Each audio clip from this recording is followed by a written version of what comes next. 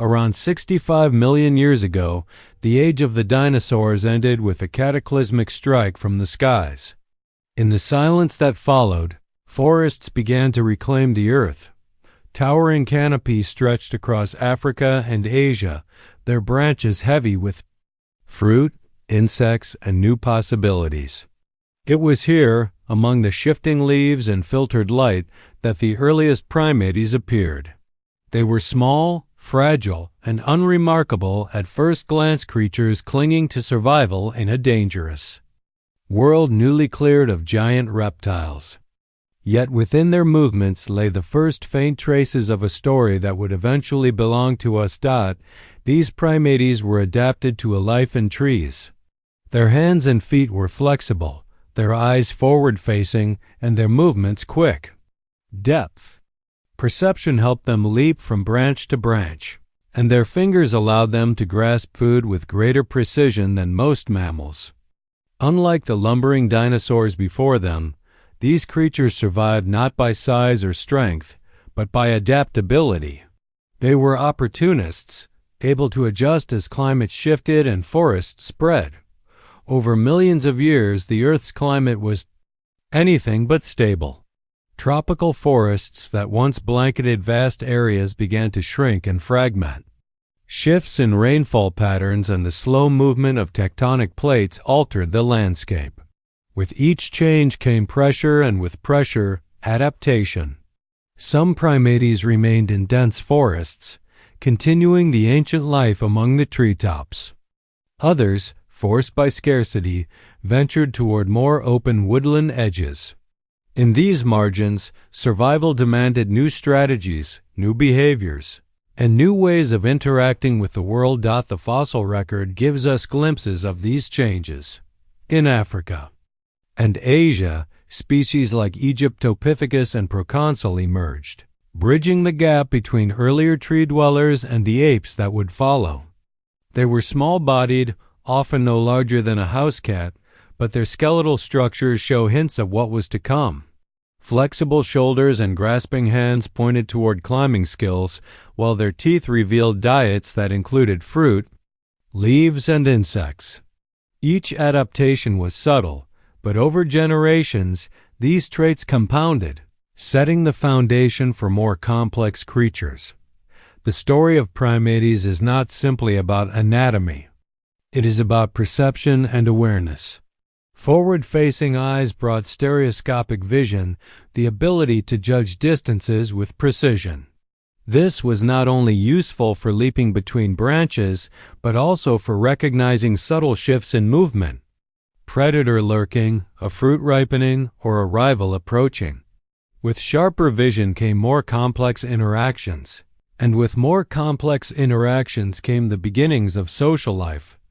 Evidence suggests that early primates lived in small groups, relying on cooperation as much as instinct.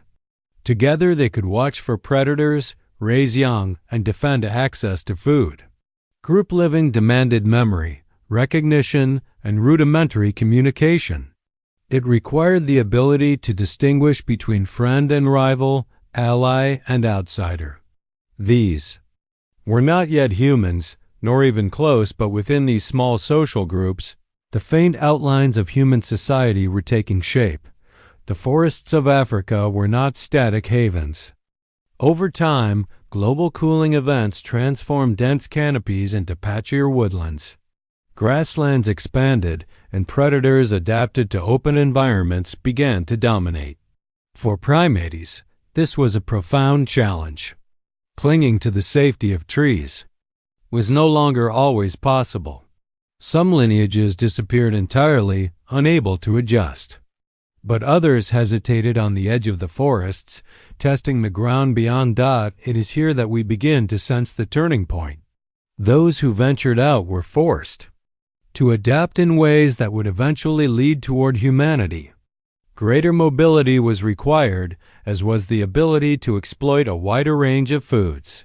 Flexibility of diet and behavior became survival tools.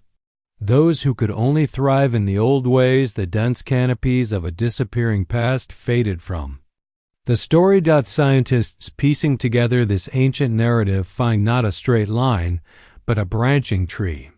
Each species was an experiment of nature, a test of adaptability. Most branches ended. Only a few found conditions where they could continue. Evolution, as Charles Darwin would later write, is not progress but adaptation to the moment. In the shifting forests of Africa, this truth was written again and again in the bones of small primates whose names are largely forgotten. Yet, one of those branches would lead to us. The key was not dominance but resilience. Unlike the dinosaurs, whose reign ended in a single catastrophic moment, primates thrived in the aftermath by being small, flexible, and resourceful. They could live on fruits when available, insects when necessary, and leaves when little else remained. They were not bound to a single strategy but capable of many.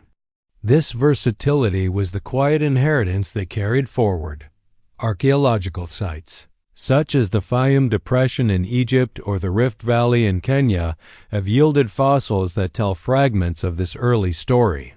Jawbones, teeth, and limb fragments reveal both continuity and change. They show us animals comfortable in trees but slowly adjusting to new worlds. These discoveries remind us that our deep past is not a tale of sudden leaps, but of gradual shifts, shaped by climates, landscapes, and chance. As millions of years passed, the forests continued to contract and the open landscapes grew. Predators prowled the grasslands and resources were unpredictable. For primates that clung only to branches, survival became more precarious. But for those that could move between forest and plain, opportunity beckoned. They were not yet human, but their bones and behaviors hinted at the possibility. In the shadow of those forests, on the uncertain edge of safety and risk, the stage was being set. Small primates, alert, adaptable, and social, were learning to survive in ways that would ripple through time. They could not know it, but their experiments with movement, cooperation, and awareness would one day lead to creatures who shaped tools, lit fires, and gazed at the stars.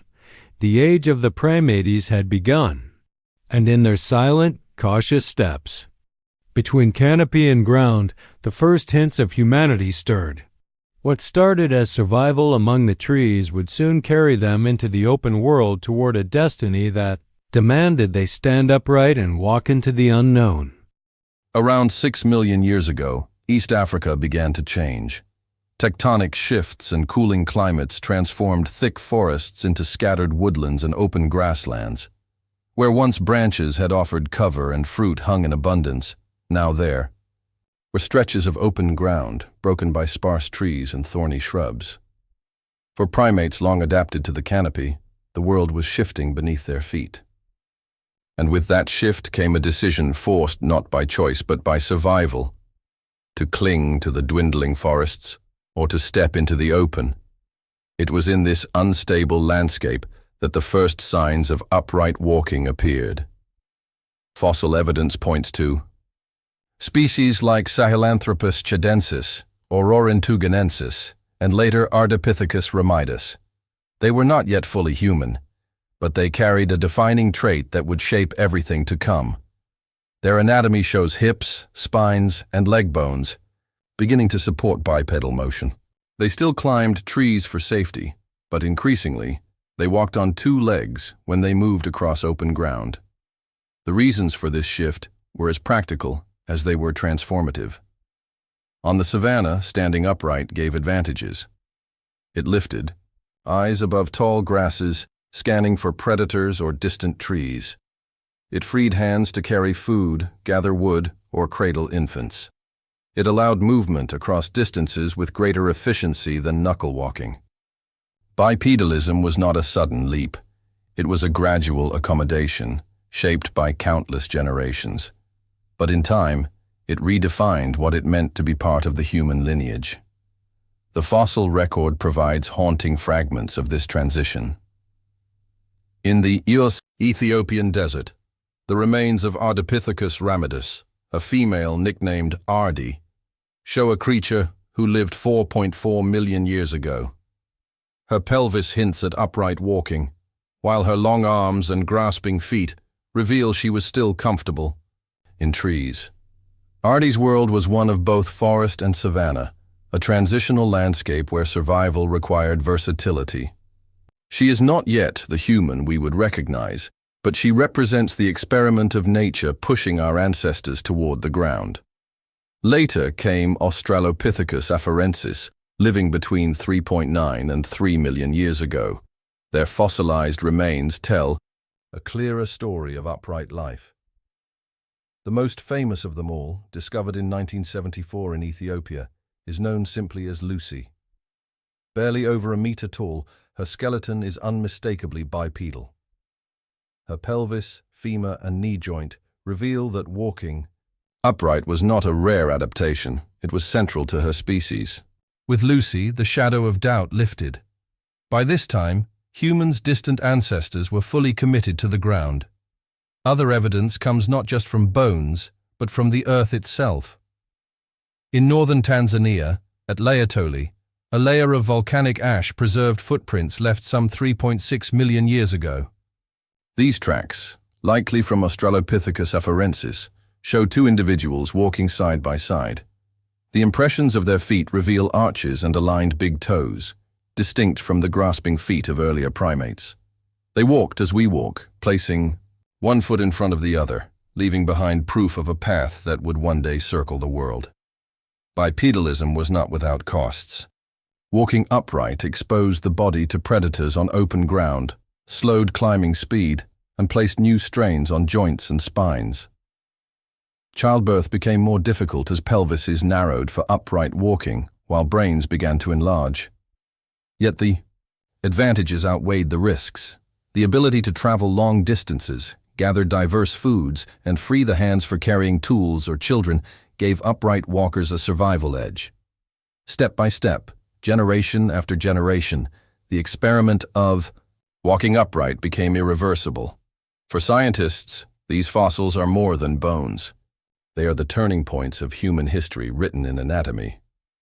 Lucy, said paleoanthropologist Donald Johanson upon discovering her, gave us the first hard evidence of upright walking. Her remains connected the dots between ape and human, showing that long before we shaped tools or lit fires, our ancestors had committed to a new way of being.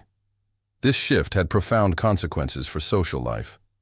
Upright walking enabled early hominins to travel as groups across wider territories, to carry young for longer distances, and to transport resources back to central places. It allowed a rhythm of life beyond the immediate, scavenging and sharing, moving between seasonal landscapes, building the beginnings of cooperation that would one day become culture. The simple act of walking on two legs bound individuals together in new ways, expanding the possibilities of survival. The story of bipedalism is not a tale of triumph, but of resilience under pressure. Forests disappeared, climates grew harsher, and predators prowled the grasslands. For those who adapted, the world expanded. For those who could not, extinction followed. The choice was not made in a single moment, nor by a single species. It was written slowly, in pelvises reshaped, in footprints pressed into volcanic ash, in bones buried beneath shifting soil. By the time Lucy and her kin walked the plains of East Africa, the transformation was clear. The line that would lead to humanity had broken decisively with the trees. They still climbed when needed, but the ground had become their home. What began as survival in shrinking forests had become a new way of life. The step into upright walking was the first great gamble of human evolution. It did not make our ancestors dominant nor safe, but it opened the path toward hands that would craft tools, fires that would warm camps, and minds that would imagine worlds. The forest had given way to the savanna, and in walking out of its shadow, our ancestors took their first true steps toward becoming human.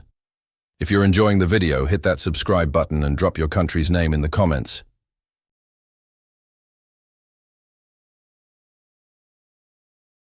2.5 million years ago, the African landscape was harsh and unpredictable. Shifting climates turned forests into grasslands, and grasslands back into arid plains. For the hominins who had already committed to life on two legs, survival was no longer guaranteed by walking alone. They needed new strategies, ways to compete with predators faster, stronger, and better armed with claws and teeth. It was in this struggle that a profound shift occurred. A species emerged that did not simply adapt to the environment, it began to shape it. That species was Homo habilis, the handyman, discovered in Tanzania's Olduvai Gorge in the early 1960s. The fossils of Homo habilis revealed more than just another bipedal ape. Their hands were broader and more dexterous, their brains larger than Australopithecines before them. Scattered around their remains were broken stones, sharp flakes, and crude tools that bore the unmistakable signs of deliberate crafting. For the first time in Earth's history, a creature had begun to systematically create instruments for survival. These tools were simple but revolutionary. Known as the Oldowan industry, they were sharp-edged flakes struck from river cobbles, used for slicing meat, cracking bones for marrow, or cutting plants. The cores left behind were often just as useful, serving as pounding implements or scrapers. Archaeological sites show bones scarred with cut marks, lying beside stone fragments. The evidence is unmistakable. Homo habilis had entered a new phase of survival. The significance of these tools lay not in their complexity, but in their concept. Making a tool required foresight, choosing the right stone, striking it at the correct angle, and anticipating its use. It was the beginning of technology, an act of imagination as much as necessity. With sharp stones, Homo habilis could access resources closed to other animals. They could carve flesh from a carcass scavenged after a lion's feast, or break into bones for calorie-rich marrow. In a world of scarcity, this was a decisive advantage. The consequences rippled through their biology.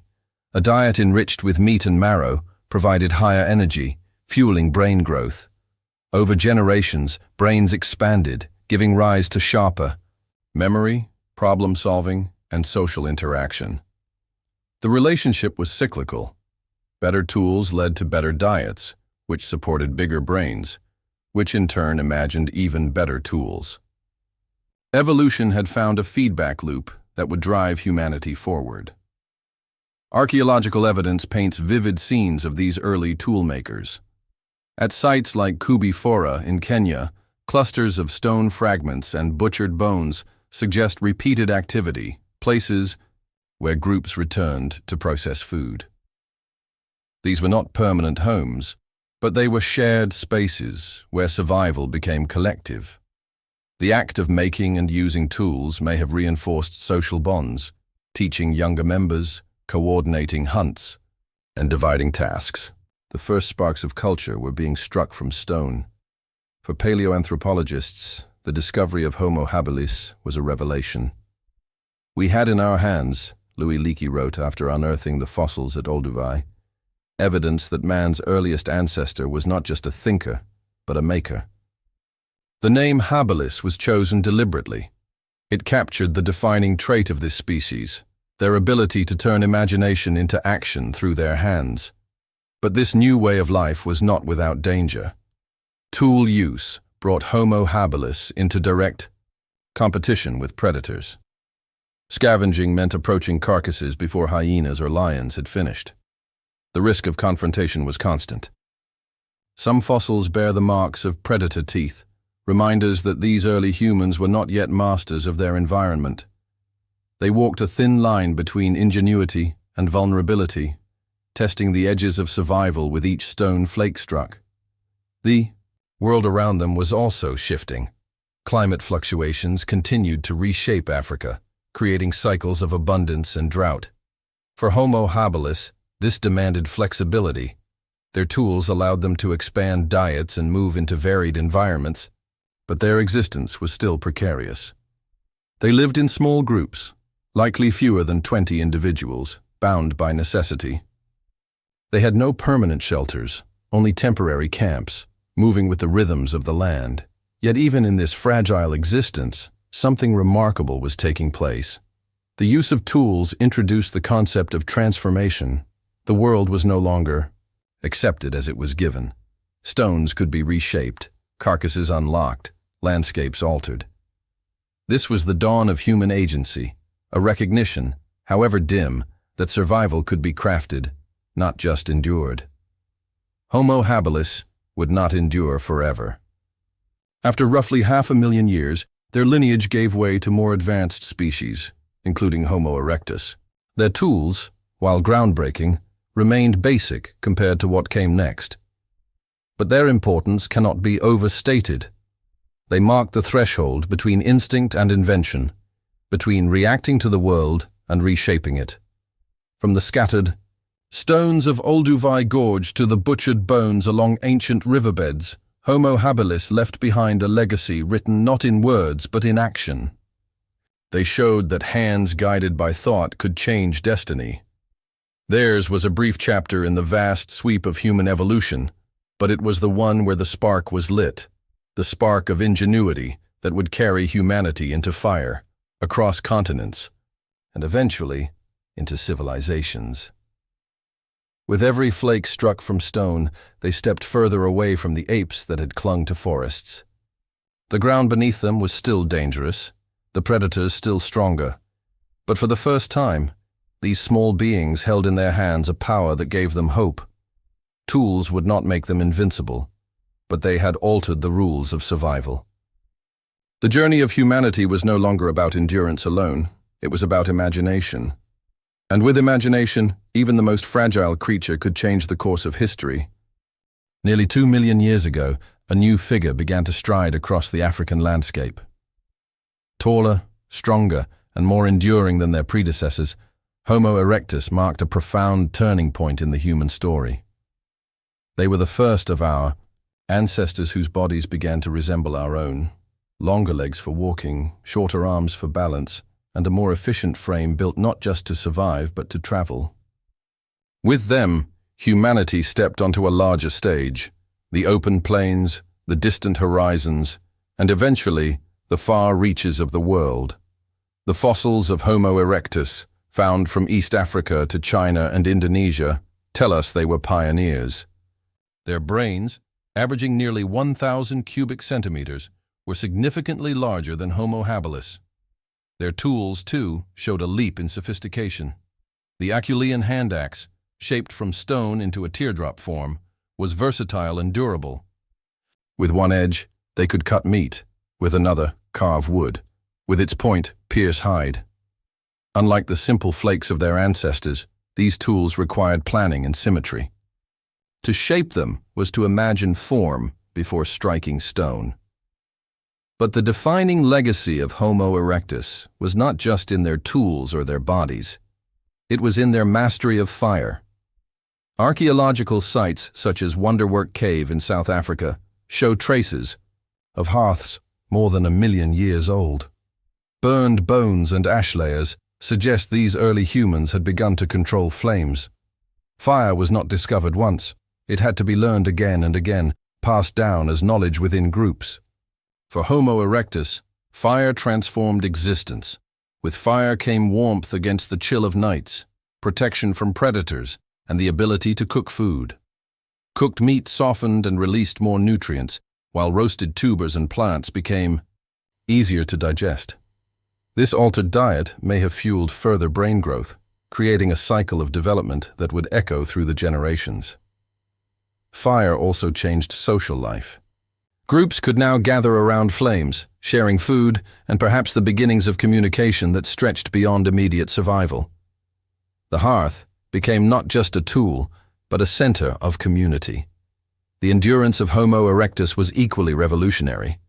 Their skeletal structure shows adaptations for long-distance walking and even running. Unlike most primates, they were built not for short bursts, but for persistence. This meant they could track prey for hours across the savanna, exhausting animals, too swift to catch in a sprint. This technique, persistence hunting, was a uniquely human adaptation, blending endurance cooperation, and patience. For the first time, a species on two legs could truly compete with the predators of the plains. Their ability to travel long distances opened the world. Fossil evidence shows that by 1.8 million years ago, Homo erectus had left Africa. Remains discovered at Dmanisi in Georgia reveal their presence in Eurasia. Other discoveries in Java and northern China confirm that they spread farther than any species before them. They were not bound to a single homeland, but adaptable to varied climates. The tropics of Southeast Asia, the steppes of Central Asia, and the forests of Europe. No longer just African, humanity had become global. This expansion was not without hardship. New environments brought new predators, unfamiliar plants, and harsh seasons. Yet Homo erectus endured. Their larger brains and improved tools gave them flexibility. Their use of fire allowed survival in colder regions. Their cooperative groups meant shared responsibility, hunting, gathering, and defending. Each challenge they met, each landscape they entered, reinforced their capacity to adapt. For paleoanthropologists, Homo erectus represents a profound milestone. They were the first to combine the physical endurance, technological skill, and social complexity that define humanity today. In them, as one scholar noted, we see the beginnings of ourselves, the first travelers in a world without maps. Their footprints mark the shift from localized survival to global exploration. The Herculean tools they carried reveal more than craftsmanship. They reveal foresight. Each hand axe was shaped not only for immediate use but for future tasks. Unlike the disposable flakes of earlier hominins, these tools could last for months, even years. To carry a hand axe was to carry the idea of tomorrow, to prepare for needs not yet present. This sense of planning, abstract and forward-looking, was the quiet revolution hidden in stone. The mastery of fire had deeper consequences still. Around flames, groups could linger after dark, extending waking hours. This created space for new forms of interaction. Whether through gestures, vocal sounds, or the first hints of language, fire became the backdrop for connection. The warmth of a hearth fostered bonds, turning mere survival groups into communities. It is no exaggeration to say that human culture began in the glow of firelight. Yet for all their achievements, Homo erectus remained vulnerable. Fossil records show evidence of injuries, predator attacks, and high mortality. Their lives were harsh and often short. They lacked the symbolic thought of later humans, no art, no burial rituals, no myths preserved in caves. But they laid the foundations. Their tools, fire, and endurance created the framework on which later species would build. Over their nearly 1.5 million years of existence, Homo erectus proved one truth above all. Survival favored those who adapted, not those who resisted change. They endured ice ages and droughts, migrations and extinctions. They spread farther and lasted longer than any hominin before or since. When they finally disappeared some 100,000 years ago, their legacy was carried forward in the DNA and behaviors of their descendants. The chapter of Homo erectus is the chapter of expansion, of reaching beyond horizons, of mastering a force of nature, of proving that frailty could be overcome by endurance and ingenuity. They were not yet human as we know it, but they were no longer apes bound to a single landscape. They were travelers, makers, firekeepers. And as they moved outward, from Africa to Asia, from caves to open plains, they lit a flame that would never be extinguished. The world had opened before them, and they had claimed it not by strength alone, but by persistence, imagination, and the glow of fire. By 400,000 years ago, the world of humans was no longer the domain of a single species. Across Europe, Asia, and Africa, multiple branches of the human family were carving out their existence. Homo erectus had opened the way, but new lineages had begun to emerge, stronger, sharper, and more specialized. This was the age of companions and rivals, the Neanderthals in Europe and Western Asia, the Denisovans in the East, and early Homo sapiens rising in Africa. The Neanderthals, named after Germany's Neander Valley, where their remains were first, identified in 1856, were powerful and resilient. Their bodies were stocky, adapted to the bitter cold of Ice Age Europe. Broad noses warmed the freezing air, muscular frames conserved heat, and their hands were strong enough to wield heavy spears. Archaeological finds reveal that they were skilled hunters, capable of taking down bison, mammoths, and even rhinoceroses.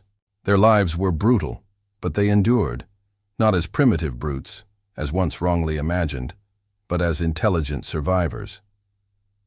To the east, another group remained hidden until recently, the Denisovans. Known from only a handful of fossils, a finger, bone, a tooth, fragments of skull, the Denisovans were identified by their DNA. Their genetic signature revealed a distinct branch of humanity that once thrived across Asia. Though their culture remains largely a mystery, their genetic legacy endures. Populations in modern Melanesia, parts of East Asia, and indigenous Australians still carry traces of Denisovan DNA, proof of encounters that blurred the boundaries between species. In Africa, meanwhile, a new form of human had begun to emerge. Homo sapiens, our direct ancestors, appeared around 300,000 years ago. Their bodies were lighter, their faces flatter, and most significantly, their brains reorganized for complex thought. They were anatomically modern humans, though their culture was still young. Tools found at sites like Jebel Irhoud in Morocco reveal flint blades sharper and more refined than those of earlier species. Fire was controlled with greater skill, and hunting strategies became more cooperative. The groundwork for something larger was being laid. These groups did not exist in isolation. They met each other on landscapes scarred by ice, forests, and deserts. Sometimes they fought, competing for scarce resources. Other times they mingled. Genetic studies show that when modern humans left Africa around 60,000 years ago, they encountered Neanderthals in the Middle East. They interbred, leaving behind DNA that persists today in every non-African population. Traits linked to immunity, metabolism, and even skin adaptation trace back to Neanderthal genes. The story of Denisovan interaction is even more striking. Their DNA is found at high frequencies among Tibetans, giving them the ability to thrive at extreme altitudes where oxygen is scarce. This adaptation, inherited from a long-vanished cousin, is a reminder that survival was not only about conflict, but also about connection. The human family was messy, intertwined, and bound by bloodlines that continue to shape us. For centuries, Neanderthals were dismissed as inferior, a failed experiment. But evidence tells a different story. They buried their dead with care, placed flowers at graves, and may have painted caves with pigments. Sites in France and Spain reveal stone circles built deep underground, structures requiring firelight and planning. They cared for the sick and elderly, evidence of compassion as well as strength. One scholar put it simply, they were not us, but they were human. Yet, despite their resilience, Neanderthals and Denisovans would vanish. The reasons remain debated. Some argue that Homo sapiens outcompeted them with more sophisticated tools, longer trade networks, and larger social groups. Others suggest climate swings pushed already vulnerable populations to the edge. Perhaps disease carried by migrating sapiens played a role. Or perhaps, as DNA reveals, they were not entirely extinguished, but absorbed, folded into the bloodlines of the newcomers until their distinct forms disappeared. The survival of Homo sapiens rested on more than physical traits. Archaeological sites from Africa show early signs of symbolic thought. Shell beads strung as ornaments, red ochre used as pigment. These gestures suggest imagination, the ability to assign meaning to objects, to communicate identity and belonging. Language, though invisible in the fossil record, likely emerged in this period, allowing coordination across larger groups. In comparison, Neanderthals may have communicated effectively, but lacked the same symbolic depth. Culture gave Homo sapiens an edge as sharp as any blade. By 50,000 years ago, the momentum had shifted. Homo sapiens expanded rapidly across continents, reaching Australia, Europe, and beyond. Wherever they went, the older lineages dwindled. Neanderthals, once masters of Europe, faded from the fossil record around 40,000 years ago. Denisovans, elusive in life, slipped into genetic memory. In their place, modern humans spread, carrying stories, art, and traditions that would outlast the Ice Age. This transition was not a simple conquest. It was a weaving together of species, a convergence of strength and knowledge that shaped the humans who followed. We are, in truth, not pure descendants of Homo sapiens alone. We carry fragments of Neanderthals in our blood, whispers of Denisovans in our cells. Every heartbeat is a reminder that humanity is a tapestry, stitched from many threads. The age of companions and rivals was also the age of inheritance. From Neanderthals, we inherited resilience in cold climates. From Denisovans, adaptations to high altitudes. From early sapiens, the imagination that built societies. Each group contributed, knowingly or not, to the survival of their descendants. As the Ice Age tightened its grip and resources grew scarcer, only one lineage would endure with strength enough to carry forward. Homo sapiens emerged not as conquerors, alone, but as heirs to a shared human legacy. The world of many was narrowing to the world of one. The fires of Neanderthal hearths would fade, their stone circles crumble. The Denisovans would leave little more than echoes in our DNA. But their lives were not wasted. They were the companions who shaped us, the rivals who sharpened us, the kin who live within us still. The stage was set for the next chapter, the rise of modern humans as the sole survivors of a once diverse family, bearing with them not only their own story, but the memory of all who walked beside them. In 1974, in the arid badlands of Ethiopia's Afar region, a small team of scientists uncovered bones that would rewrite the story of humanity. The fragments were delicate, scattered across the sediment of an ancient riverbed, yet when pieced together they revealed a skeleton 3 million years old. She stood barely over a meter tall with long arms, a small brain, and hips shaped for walking upright. The world came to know her by a single name, Lucy. Lucy belonged to Australopithecus afarensis, a species that lived nearly 2 million years before Homo sapiens. She was not human as we are, but she was no longer fully ape. Her body told the story of transition, bridging the canopy and the ground, the past and the future. In her pelvis and knee joints, scientists saw proof of habitual bipedalism. In her curved fingers and long arms, they recognized a creature still at home in the trees. Lucy was a mosaic, her frame capturing the tension of evolution mid-step. For decades, debates about human origins had been clouded by speculation. Were we descended from upright apes? Did walking precede tool-making? Was bipedalism a recent adaptation or an ancient foundation? Lucy offered clarity. Her age, confirmed through volcanic dating, placed her far earlier than expected. Her bones answered a question long asked. Walking on 2 legs was not the last achievement of human evolution. It was among the first. The impact of her discovery rippled far beyond science. Newspapers carried her image, textbooks were rewritten, and the public imagination was stirred by the idea that we could look directly into the face of an ancestor. She is more than bones, said Donald Johanson, the paleoanthropologist who led the team. She is a messenger from a time when our story was only beginning. But Lucy's significance was not only symbolic.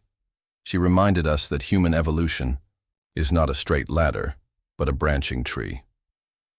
Australopithecus afarensis was one of many lineages that emerged, thrived, and disappeared. Lucy's kind did not survive into the present. Their branch ended long before the rise of modern humans. Yet without them, the path that led to us might never have been opened. she stands as a testament to the fragility of survival and the resilience required to endure. Her fossilized bones also deepened our understanding of the relationship between biology and environment.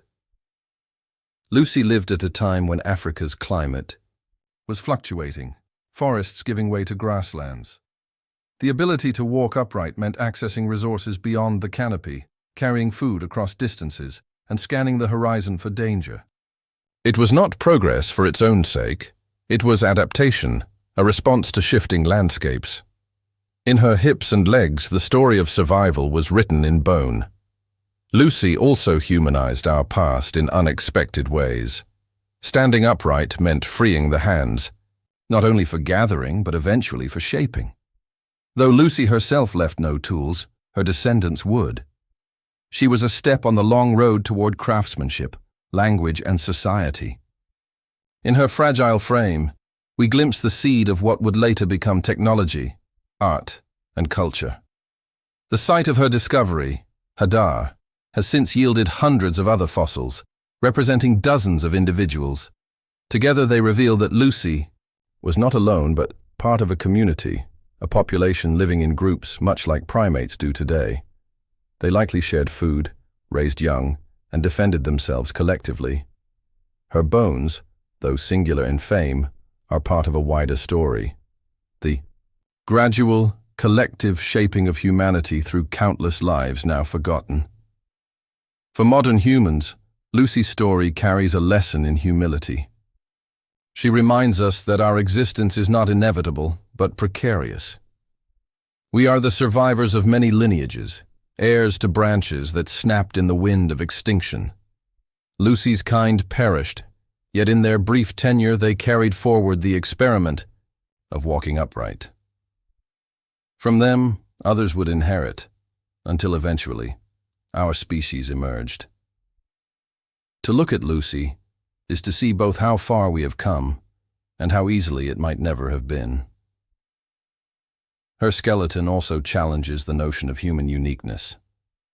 Traits we prize, walking, tool use, even social bonds, were not inventions of Homo sapiens. They were inherited from ancestors like Lucy, pieced together over millions of years. Humanity did not spring fully formed.